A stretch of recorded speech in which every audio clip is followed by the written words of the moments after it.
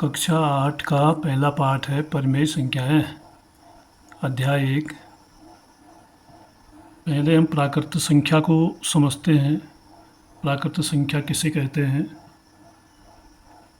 अगर हम एक सरल समीकरण लेते हैं x धन 2 बराबर 13 और इसको हम हल करेंगे आगे, तो x बराबर 13 ऋण 2, तो x का मान आ जाएगा 11। x बराबर 11। तो यह 11 जो है एक प्राकृत संख्या है। जैसे हमने पहले पढ़ा था कि प्राकृत संख्याएं 1 से शुरू होती हैं और यहाँ पर समीकरण के रूप में दी गई है। यहाँ पर प्राकृत संख्याएं समीकरण के रूप में दी है। तो इस समीकरण को हल करने पर हमें एक प्राकृत संख्या प्राप्त हो रही है जो 11 है। इसके बाद पूर्ण संख्या, ये यहाँ पर भी एक समीकरण है। इस समीकरण को हम हल करेंगे x बराबर 5 ऋण 5, तो फिर x बराबर होगा x बराबर 0, और 0 जो है एक पूर्ण संख्या है। हमें यहाँ पर एक पूर्ण संख्या प्राप्त हो रही है और यहाँ पर हमें प्राकृत संख्या प्राप्त हुई। उसके बाद है कुछ संख्याएं धनात्मक व ऋणात्मक में आती हैं। तो ये कैसे हैं देखो, उसके भी समीकरण दिए हुए हैं। 2x बराबर 3, 2x बराबर 3, तो इसको हम हल करेंगे। 2x बराबर 3, x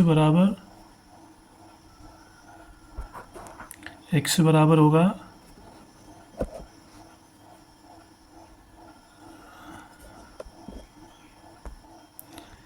3/2, क्योंकि ये यहाँ चले जाएगा, इधर गुणा आया तो इधर भाग में चले जाएगा, ये हो जाएगा 3/2। और ऐसे दूसरा समीकरण है 5x धन 7, 5x धन 7 बराबर 0। तो यहाँ पर भी हम पक्षांतर करेंगे। 5x बराबर ऋण 7 और x बराबर ऋण 7/5। अब ये धन में प्राप्त हुआ और ये ऋण में प्राप्त हुए, भिन्न है।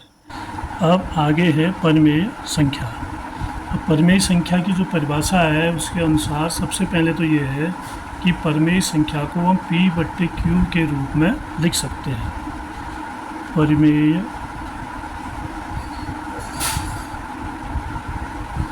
संख्या को हम p/q के रूप में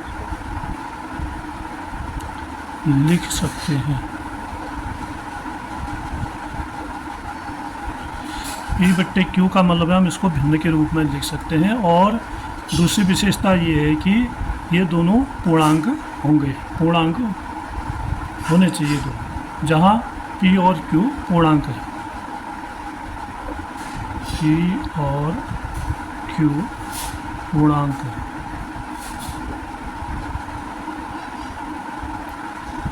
और एक शर्त और है कि जो q है, q का मतलब जो हर है, ये शून्य नहीं होना चाहिए। q बराबर नहीं है शून्य के, यानी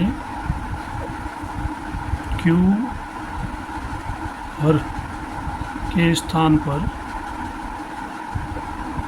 शून्य न हो, ये इसकी एक बड़ी शर्त है। यानी परिमेय संख्या को हम p/q के रूप में लिख सकते हैं। इसकी मुख्य पहचान है ये। और जहाँ p और q पूर्णांक हैं और q बराबर नहीं है शून्य के, यानी इसका मतलब ये है कि q जो हर है उसके स्थान पर शून्य नहीं होना चाहिए। आगे हम देखते हैं ऋण 2/3, 6/7, 9/5, ये सारी जो है परिमेय संख्याएं हैं।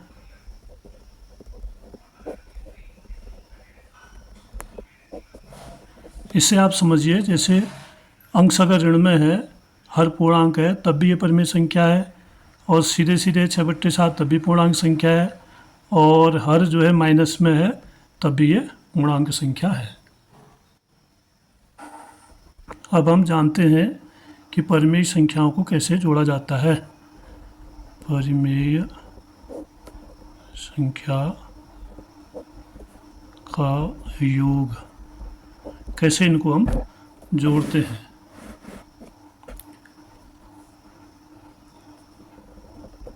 3/8 धन ऋण 5/7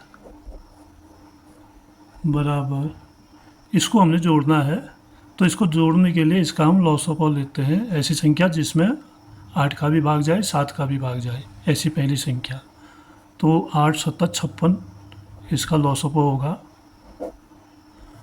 8 का भाग देंगे, 7 बार जाएगा, 7 से 3 को गुणा करेंगे, 21 इधर आ गया धन, और 7 8 56, 8 का भाग 8 का गुणा 5 में करेंगे, 8 5 40, ये ऋण में है तो यहाँ पर ऋण 40 आएगा, क्योंकि ये धन है।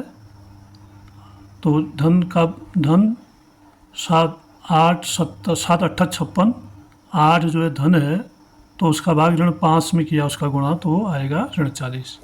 तो इसको हम जोड़ देंगे, ये धन और ऋण गुणा होंगे तो यहाँ पर ऋण रहेगा, तो ये हो जाएगा 21 ऋण 40/56। अब बड़ी संख्या ऋण में है और छोटी संख्या धन में है, यानी धन 21 से ऋण 21 कट गया, जो बाकी बचेगा वह जो है 19 बचा, 19/56, और ये आएगा ऋण में, क्योंकि ऋण संख्या बड़ी है। जो संख्या बड़ी होती है उसी का चिन्ह हम यहाँ पर लगाते हैं। तो ऋण 19/56 इसका उत्तर हुआ। ये आपने देखा परिमेय संख्याओं का जोड़। अब हम देखते हैं परिमेय संख्या का घटाना।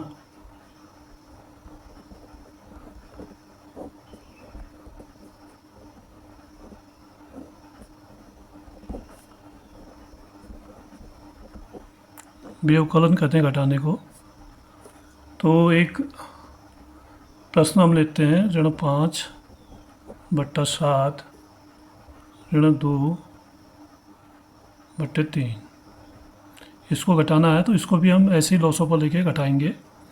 तो यहाँ पर हम लॉसो ले लेते हैं, 7 3 21, 3 7 21, तो 7 का भाग 21 में 3 बार जाता है, 3 से हम ऋण 5 को गुणा करेंगे तो ऋण 15 प्राप्त होगा। ऋण 3 7 21, 7 दूनी 14, 3 7 21, यानी 3 का भाग 7 बार इसमें गया, और 7 से हमने 2 को गुणा किया, तो क्या हो गया 7 दूनी 14। तो इसको हम जोड़ते हैं, ऋण 15 और ऋण 14 दोनों को जोड़ा, ऋण 29/21, ये इसका उत्तर होगा, जो एक परिमेय संख्या है।